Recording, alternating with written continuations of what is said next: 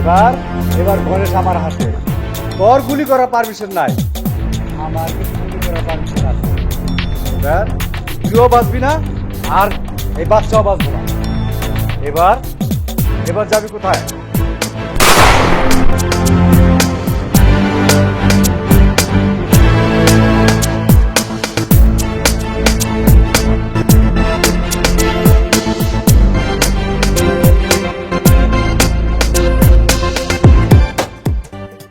শোনো, তোমাকে তো খুব ভালো পরিবারের ছেলে মনে হয়, আবার স্কুল কলেজে মনে হয় লেখাপড়া করো।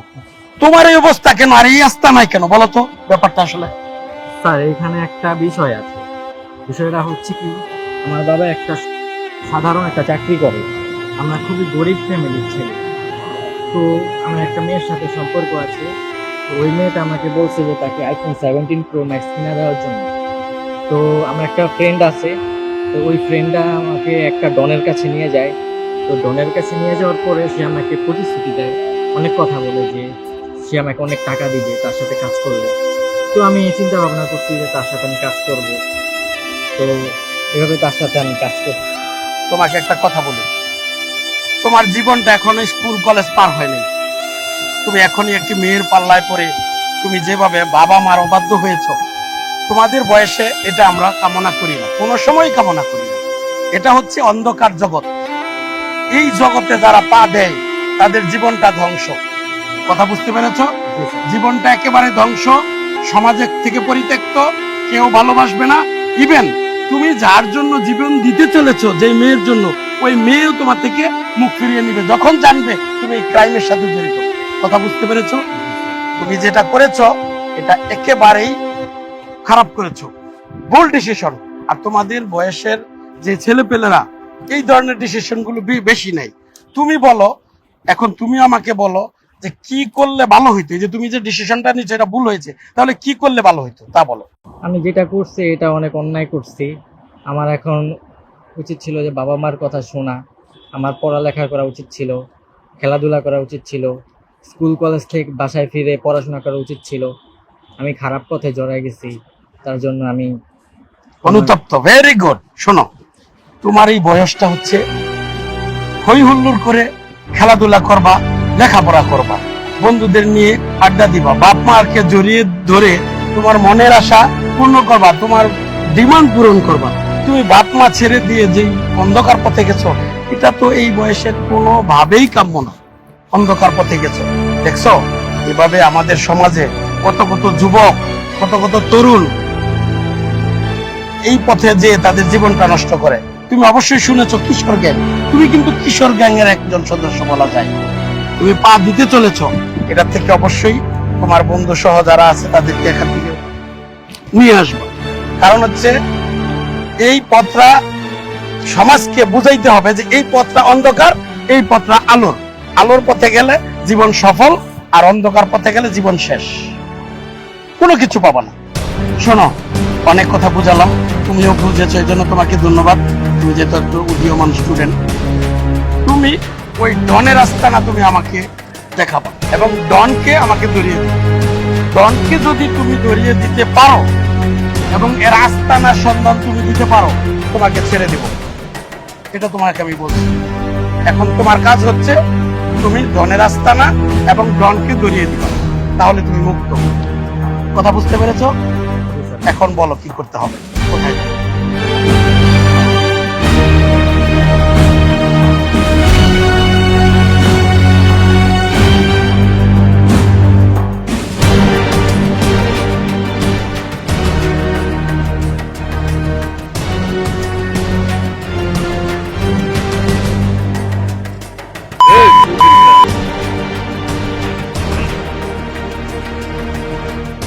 পুলিশে তো আমার ধরে লাইছে।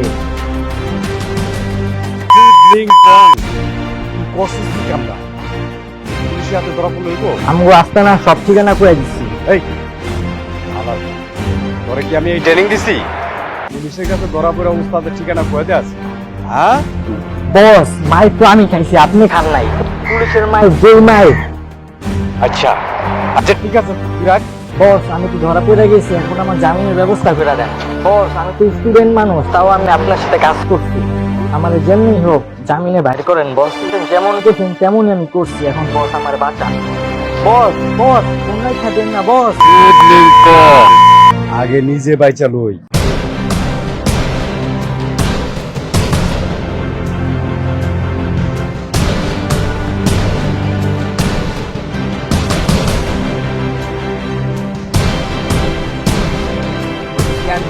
ওইটার ইয়া করতে যাবো না, ওরে দিয়ে যাবো না, ওই যে জুয়া খেলা যেটা আছে না ওটা দিতে হবে। ঠিক আছে, অগরে যা কইছি সবজন ঠিক মতো করে, বুঝছো? আমি বলে দিচ্ছি এখন ওরা আইলিও ওই ওই স্কুল থেকে দূরে রয়েছে। এই বিক্রম দিয়ে বার কর। বিরোধ যে পাঠাবি, বিরোধ যেন উল্টা পাল্টা কোনো ফলাফল না হলে। বললে কি হবে এটা দিই। কোন জায়গায় আস্তানা, কোন জায়গায় বল। স্যার এই যে এই জায়গায় এই জায়গায় sir.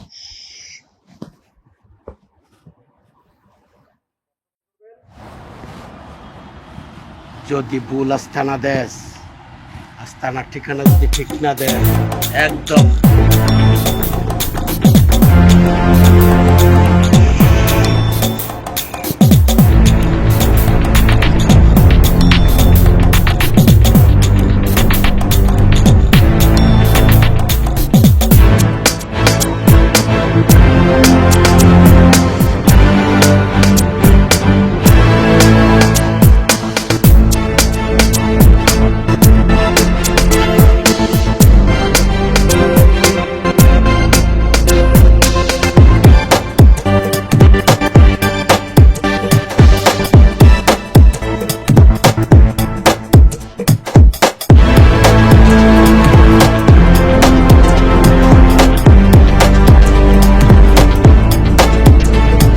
hands up, hands up, hands up।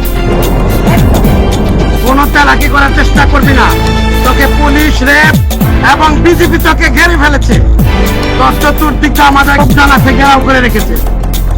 কোন অস্ত্রপাতি বের করার চেষ্টা করবি না। আত্মসমর্পণ কর, খবরদার কোনো রকম চালাকি করবি না। বাংলাদেশের প্রত্যেকটা থানায় তোর বিরুদ্ধে অভিযোগ আছে। এত বড় সাহস, তুই পুলিশকে গুলি করেছস। স্যার আপনি কিন্তু বলছিলেন যে আমি যদি আস্তানা দেখাই দিই তাহলে কিন্তু আপনি আমাকে ছাইড়া দিবেন, এখন কিন্তু আমি আমার কথাটা রাখছি। ছেড়ে দিব, সময় হলে ছেড়ে দিব। তুই কি ভেবেছিস পুলিশ ঘুমায় থাকে?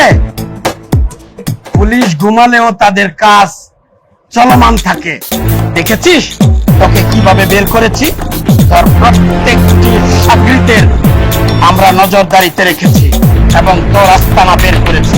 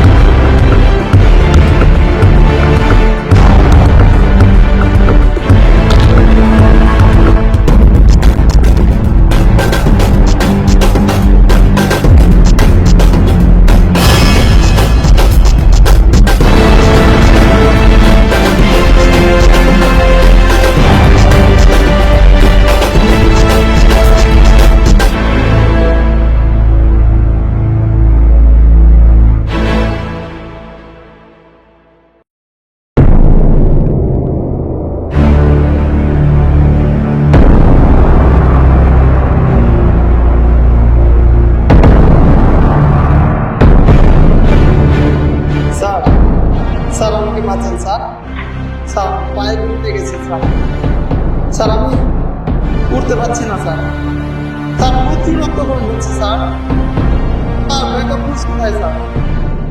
স্যার ডনকে আমি করতে পারিনি স্যার, সে পালিয়ে গেছে স্যার। তবে বাচ্চাটাকে আমি সেভ করেছি স্যার। স্যার আমার অনেক ভিডিও হচ্ছে স্যার, বাচ্চা স্যার।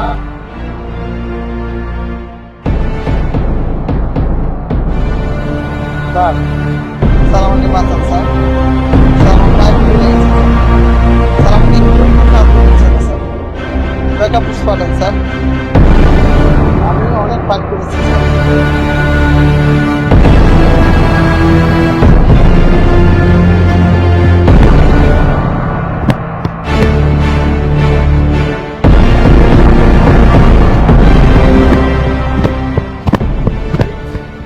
তুমি টেনশন করবা না, ওঠো ওঠো, কোনো টেনশন করবা না।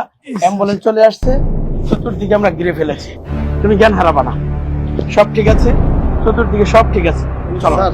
চলো, তোমাকে এখন হসপিটালে ভর্তি করবো। স্যার আমার অনেক রক্তক্ষরণ, প্রচুর রক্তক্ষরণ হচ্ছে। তোমাকে অনেকবার বারণ করেছিলাম তুমি একা না আসার জন্য। তুমি কেন এত এত বড় রিস্ক নিলে? স্যার বলো। আমি বাচ্চাটাকে উদ্ধার করতে পেরেছি স্যার। তা করেছো, কিন্তু জানো তুমি কত বড় ঝুঁকির মুখে? হ্যাঁ, তোমার তো জীবনটাও যেতে পারতো। কি করবো হ্যাঁ, স্যার? তারা কি কোনো কিছু বুঝে? তারা মানুষ সম্বন্ধে কিছু বুঝে? কোনো অসুবিধা নেই। তোমার আর্মস কোথায়? স্যার ওর সাথে আমি তুমুল ফাইট করেছি স্যার। হ্যাঁ, তখন স্যার আমার অবস্থা ডন কেড়ে নিয়ে যায় স্যার। সরকারি অস্ত্র সে রাখতে পারবে না, এখন স্যার আমরা সেটা উদ্ধার করবো। এখন স্যার ডনের হ্যাপাসিটি আছে স্যার। কোনো অসুবিধা নেই। আচ্ছা স্যার। তার সাঙ্গপাঙ্গ সব আমরা গ্রেফতার করতে সক্ষম হয়েছি। এখন তার সমস্ত আস্তান আমরা বের করে তাকে গ্রেফতার করবো। অবশ্যই স্যার। কোনো অসুবিধা নেই। তোমাকে স্যার হ্যাঁ, স্যার আপনি রাফিকে বাঁচান স্যার। কোনো অসুবিধা নাই। রাফিকেও বাঁচাবো, তোমাকেও বাঁচাবো। অ্যাম্বুলেন্স অপেক্ষা করছে, স্যার। অ্যাম্বুলেন্স চলে আসছে। তোমাকে আগে হসপিটালে ভর্তি করি, স্যার আমার পরে। প্রচুর রক্তক্ষরণ হচ্ছে স্যার। কোনো অসুবিধা নেই, চিন্তা করো না, চিন্তা করো না, তুমি অজ্ঞান হয়ে না, সব ঠিক আছে। সালাম আলাইকুম। ওয়ালাইকুম আসসালাম। ভালো বসেন। আছেন? আলহামদুলিল্লাহ, আলহামদুলিল্লাহ, বসেন। ভালো আছেন?